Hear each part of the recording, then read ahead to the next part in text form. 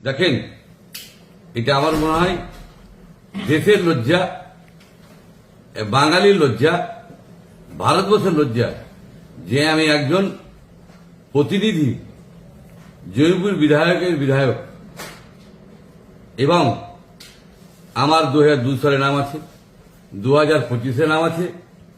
আমি একজন ব্যবসায়ী, প্রতি বছর ইনকাম ট্যাক্স দিই, প্রতি বছর জিএসটি দিই, প্রতি বছর রিটার্ন ভরি।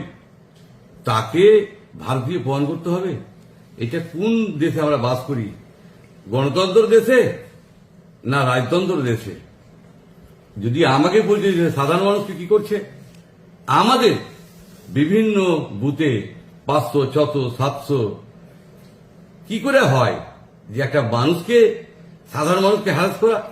আমাকে যদি হ্যারাস করে সাধারণ মানুষকে কি করছে?